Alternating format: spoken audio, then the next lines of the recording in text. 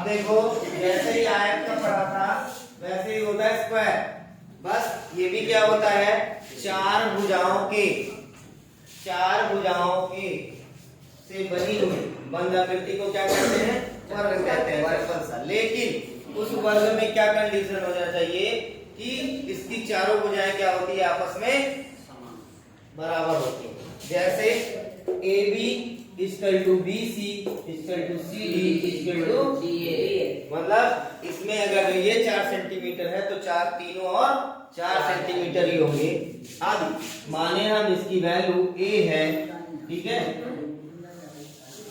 इसमें length width जो भी मानना है मान लो, सब बराबर होता है, ठीक है। चाहे ए इंटू बी कर लो, चाहे ए इंटू ए कर लो, चाहे जो करना हो तुमको इसमें कर सकते हो, क्योंकि इसकी भुजाओं की लंबाई क्या होती है, लंबाई चौड़ाई सब आपस में बराबर होती है, ठीक है। अब देखो मैंने जैसे माना कि ए बी की वैल्यू कितनी है, ए। अब देखो इसमें भुजा क्या होती है,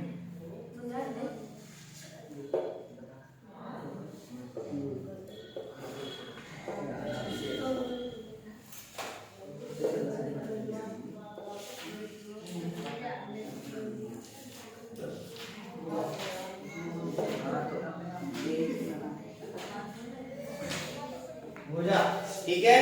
अब भुजा जो होगा तुम्हारा, इसमें क्या होगा, A B equal to B C equal to C D equal to D, ठीक है। अब वहां पे चाहे यल लिख सकते हो, बी लिख सकते हो, या यहाँ पे यल बी हो तब भी यल इक्वल टू बी होगा, या बी इक्वल टू यल होगा। तो हमने क्या लिया, ए, और जब ए लिया तो इसकी चारों भुजाएं क्या है, आपस में इक्वल। तो A B equal to B C equal to C D equal to D A equal to क्या हो जाएगा, ए, ठीक है। अब ये चारों भुजाएं जब हो गई तो इसका हम निकालेंगे वर्ग का परिमाप। और वर्ग का परिमाप बराबर होता है चारों भुजाओं का योग, चारों भुजाओं का योग। अब चारों भुजाओं का योग क्या हो जाएगा, A B plus B C plus C D plus A. अब चारों भुजाओं की वैल्यू कितनी है, A plus A plus A plus A equal to 4a। अब देखो इसका परिमाप कितना हो जाएगा, यानी वर्ग का परिमाप यानी perimeter of square equal to 4 into A, या 4 इंटू साइड, या 4 गुणे भुजा, ठीक है।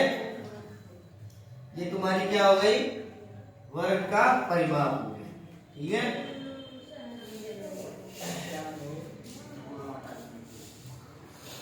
अब जब वर्ग का परिमाप आ गया तो यहां निकालोगे वर्ग का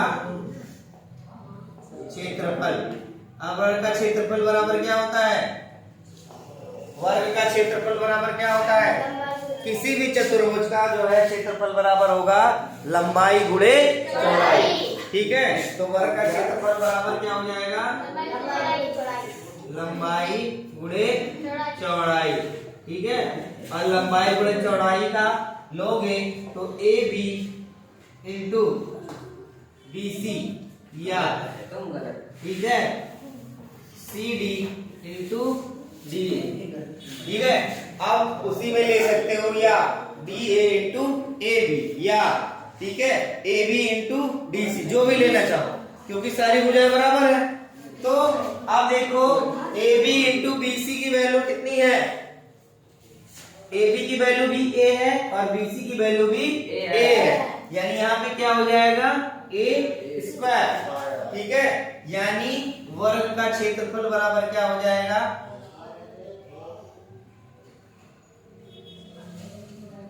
ए square equal to side square equal to भुजा का वर्ग।